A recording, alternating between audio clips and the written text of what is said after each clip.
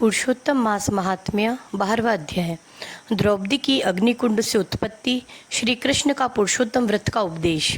नारद जी बोले कि हे नाथ, शंकर के चले जाने पर चिंतातुर उस बाला ने क्या किया? सेवा, धर्म और सिद्धि के लिए मुझ दीन की सुनने की इच्छा है, सो कहो।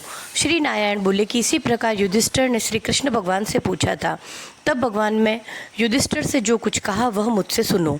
श्री कृष्ण भगवान बोले कि हे राजन, इस प्रकार शिव के चले जाने पर वह कन्या कांतिहीन हो गई, लंबी लंबी सांस लेने लगी, अत्यंत डरी हुई, पतली कमर वाली, आंसू बहाती हुई रोने लगी। हृदय अग्नि से उसका शरीर जलने लगा और उस तपस्विनी की अवस्था दावाग्नि से जले हुए लता के पत्तों की भांति हो गई। ऐसे दुख पाते हुए जब बहुत समय बीत गया, तब काल ने उस तपस्विनी को धर दबोचा। जैसे बिल में चूहे को सर्प दबोच लेता है, वैसे ही तपस्विनी को बलवान काल ने दबोच लिया। जैसे वर्षा काल में मेघ से छाए आकाश में बिजली चमक कर रह जाती है, वैसे ही वह तप के पाप से भस्म कर अपने ही आश्रम में मर गई। उस समय धर्मात्मा राजा यज्ञसेन अनेक सामग्री से युक्त एक महान यज्ञ कर रहे थे। तब उसी यज्ञ कुंड में से स्वर्ण की कांति के समान एक कन्या का प्रादुर्भाव हुआ, जो पहले ऋषि कन्या थी। अब वह राजा द्रुपद की पुत्री द्रौपदी के नाम से विख्यात हुई। हे राजन, इसको स्वयंवर ने अर्जुन ने मत्स्य बेद कर भीष्म, कर्ण आदि बहुत से राजाओं का मान मर्दन करके प्राप्त किया था। श्री नारायण बोले कि हे नारद, उसी द्रौपदी को दुष्ट दुशासन ने बाल पकड़कर खींची थी और कर्ण ने शूल जैसे कटु वचन सुनाए थे। श्री कृष्ण बोले कि हे राजन, पुरुषोत्तम मास के त्यागने से मैंने भी इसको त्याग दी।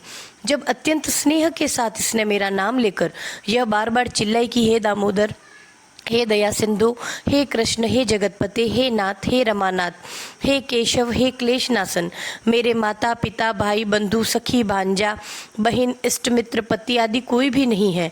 हे ऋषिकेश, मेरे तो सब कुछ आप ही हैं।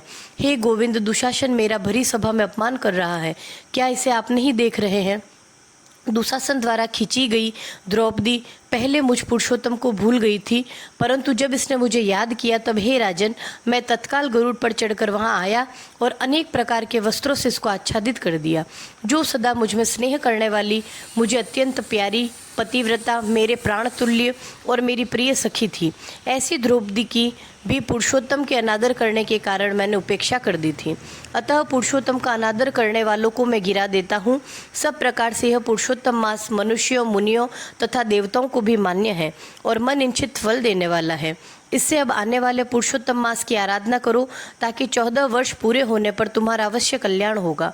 हे पांडुपुत्र, राजसभा में जिन जिन ने भी द्रौपदी के केशों को खींचते हुए देखा है, मैं उनकी स्त्रियों के बालों को क्रोध से उखाड़ दूंगा और दुर्योधन आदि राजाओं को यमलोक पहुंचाकर सभी शत्रुओं का नाश करके तुम्हें सम्राट बना दूंगा।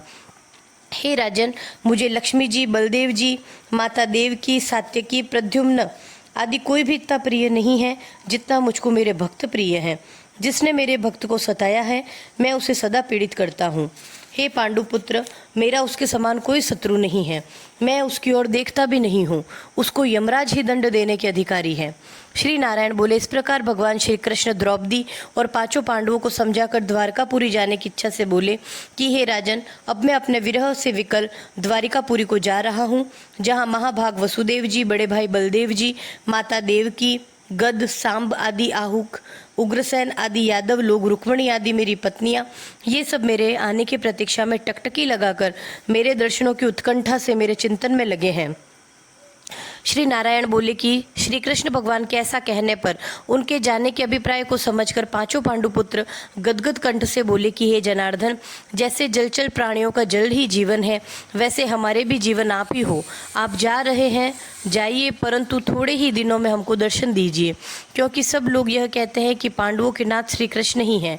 त्रिलोक में अगर कोई नहीं है, अतः हमारी आप सदा रक्षा करते रहें। हे जगदीश्वर, भले बुरे जैसे भी हैं, हम सब आपके ही हैं, भूल मत जाना। हमारे चित्त रूपी भ्रमरों का जीवन आपके पद रूपी कमलों के अधीन है। आप ही हमारे जीवन के आधार हो, हम बार बार यही प्रार्थना करते हैं। पांडुपुत्र ऐसा कहकर उनके पीछे पीछे चलने लगे। तब श्री कृष्ण भगवान प्रेम मग्न हो रथ में धीरे धीरे बैठ पांडुपुत्रों को लौटाकर द्वारकापुरी चले गए। श्री नारायण बोले कि द्वारिकानाथ श्री कृष्ण के द्वारकापुरी चले जाने के बाद युधिष्ठिर अपने भाइयों सहित तप नियम व्रत करते हुए तीर्थ यात्रा को चल दिए। हे नारद जी, भगवान के प्रिय पुरुषोत्तम मास में मन लगाकर और श्री कृष्ण का वचन स्मरण कर द्रौपदी और छोटे भाइयों से युधिष्ठिर जी बोले, आहा, हमने पुरुषोत्तम मास का कितना उच्च महात्म्य सुना है। इसके बिना आराधना के मनुष्य कैसे सुखी रह सकता है। इस लोक में वही पूज्य, धन्य और श्रेष्ठ है जो अनेक प्रकार के नियमों से पुरुषोत्तम की पूजा करे। इस प्रकार तीर्थ यात्रा करते हुए पुरुषोत्तम मास आ गया। सबने विधि अनुसार नियम धारण किया। हे मुने, 14 वर्ष भी पूरे हो गए। तब श्री कृष्ण की कृपा से उन्होंने भारतवर्ष का निष्कंटक राज्य प्राप्त किया।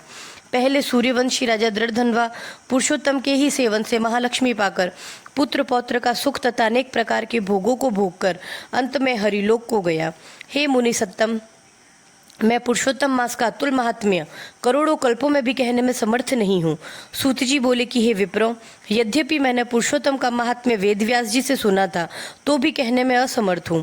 संपूर्ण महात्म्य को या तो आप नारायण ही जानते हैं या साक्षात वैकुंठवासी हरि जानते हैं। सब ब्रह्मादि देवता गोलोकनाथ श्री कृष्ण के सिंहासन को नमस्कार करते हैं। स्वयं पूजने वाले देवता भी पुरुषोत्तम मास का महात्म्य नहीं जानते, फिर मनुष्य कैसे जान सकता है। बोलिए पुरुषोत्तम भगवान की जय।